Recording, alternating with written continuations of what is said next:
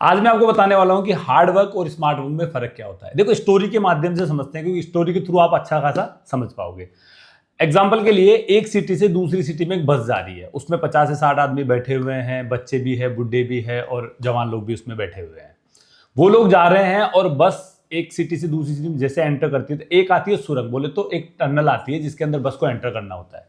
जैसे बस जाती है, टनल छोटा होता है और बस उसके अंदर फंस जाती है, मतलब आधी बस अंदर रहती है और आधी बस बाहर रह जाती है। ड्राइवर बैक लेने का भी ट्राई करता है, लेकिन वो नहीं ले पाता। लोग उससे निकलते हैं, बोलते हैं ड्राइवर की गलती है, कोई धक्का देता है, कोई बोलता है क्रेन बुलवा लो। तो काफी लोग एफर्ट करते हैं, लेकिन इसका कोई रिजल्ट नहीं निकल पाता। वहां से एक छोटा सा बच्चा निकलता है, 12 से 15 साल का। वो बस को देखता है और चारों टायर की हवा निकाल देता है। इससे बस 6 इंच नीचे चली जाती है और ऊपर भी स्पेस बच जाता है 2 इंच का। तो बस बैक करते हैं और बस निकल जाती है। सोचो कितना छोटा सा काम किया जिसकी वजह से बस बाहर आ गई, लाखों रुपए का खर्चा बच गया। यही होता है स्मार्ट वर्क। अगर मैं आपको दूसरी स्टोरी सुनाना चाहूँ ना, उसमें भी आपको स्मार्ट वर्क का एक एग्जांपल मिलेगा। एक बार एक साबुन की कंपनी थी जिसमें काफी सारे साबुन बनाए जाते थे और डिस्पैच करे जाते थे।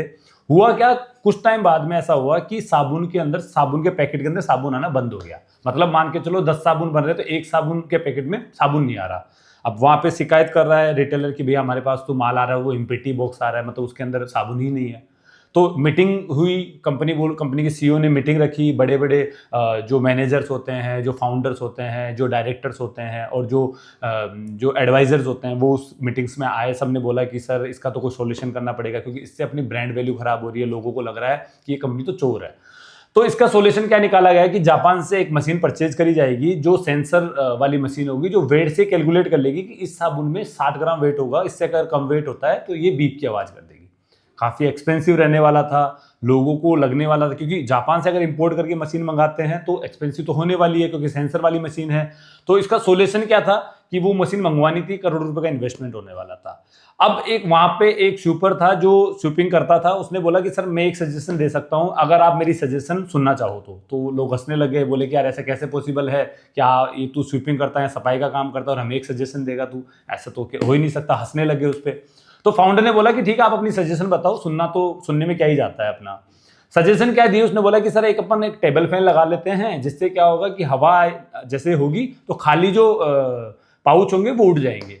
और ये सजेशन उनको बहुत अच्छी लगी। इससे ऐसा हुआ कि करोड़ रुपए का इन्वेस्टमेंट बच गया। और सजेशन का पैसा कितना था, 2 से 3 हजार रुपए का सिर्फ पंखे का इन्वेस्टमेंट था। तो कई बार क्या होता है ना कि आप हार्डवर्क करते हो, स्मार्ट वर्क नहीं करते। और स्मार्ट वर्क आपको ज्यादा पैसा अर्न करके दे सकता है। हार्ड वर्क से क्या होता है ना, हार्ड वर्क आप करते जाओगे करते जाओगे करते जाओगे, लेकिन जब तक आप स्मार्ट वर्क नहीं करोगे आप बड़ा अर्निंग नहीं कर सकते। मान के चलो एक बंदा है जो 9 to 5 जॉब करता है या एक दुकान ओपन करता है, सुबह 8 बजे आता है, शाम को 10 बजे जाता है, घर वालों को टाइम देता है, अपना फुल्ली डिसिप्लिन से 20 साल से वो काम कर रहा है और वो 15 से 20 हजार या 25 हजार कमा रहा है। अब उस बंदे की कोई गलती नहीं है, लेकिन वो हार्ड वर्क कर रहा है। उसने एक बार भी स्मार्ट वर्क नहीं किया। अगर वो स्मार्ट वर्क करता तो वो अपने एरिया में, अपनी इंडस्ट्री में वो एक नाम बन सकता था, वो एक बेंचमार्क बन सकता था कि लोग उसको फॉलो करते कि भाई मैं इस बंदे के अकॉर्डिंग, इस बंदे की तरह बनना चाहता हूं। पर वो एक हार्ड वर्क में फंसा हुआ था। मान के चलो आपकी एक दुकान है जिसमें आप 10 बजे सुबह आते हो और शाम को 10 बजे तक वर्किंग करते हो। आप टाइम पे आके अपना शटर ओपन करते हो, सफाई करते हो, कस्टमर आते हो उसको माल दिखाते हो और अच्छा माल परचेज करके भी लाते हो, लेकिन आपकी जो सेल है वो 3 लाख 4 लाख की है महीने की। वहीं एक सामने आपके पास दुकान वाला है, एक छोटा सा बच्चा है जो 20-25 साल का बच्चा है, जिसने एक शॉप ओपन करी और वो 6 महीने में आप जितनी सेल करने लग गया।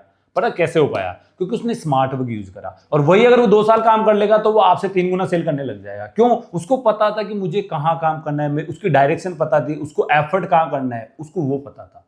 आप हार्डवर्क करते थे, वो 12 बजे दुकान खोलता था, शाम को 8 बजे ऑफ कर देता। आप 10 बजे खोलते हो, शाम को 10 बजे तक आप दुकान करते हो, तो भी आपका गल्ला कम रहता है। आपकी जो दिन का जो रोटेशन है वो कम आता है। और वो बंदा 12 बजे दुकान खोलता है और शाम को 8 बजे ऑफ कर देता है, फुल चिल मारता है, वीक में एक दिन ऑफ लेता है, लेकिन उसका गल्ला ज्यादा है। क्यों? क्योंकि उसको पता है एफर्ट कहाँ करना है, उसको पता है मेरे को मेहनत कहाँ करनी है। शटर खोलने से काम नहीं होता। कई बार आपको हार्ड वर्क को छोड़ के स्मार्ट वर्क करना पड़ता है। उसने बोला अपने आप को कि मुझे 6 लाख का माल सेल करना है, तो उसने आइडिया लगा कि 6 लाख का माल सेल कैसे होगा। इसके लिए उसने क्या किया, इसके लिए उसने एफर्ट्स करे, उसने सोचा कि मेरे को वीडियोस डालने पड़ेंगे या जो भी वो काम करना चाहता है वो काम उसने करे और उसकी वजह से उसका रिजल्ट पॉजिटिव रहा।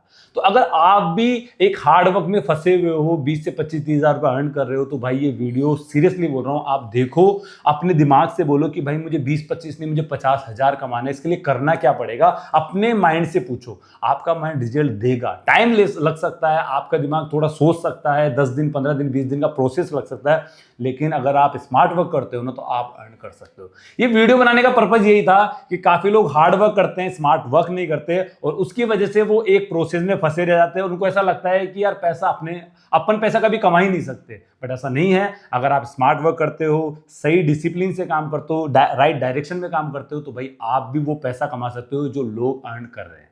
चलो नेक्स्ट वीडियो में मिलते हैं। थैंक यू, धन्यवाद।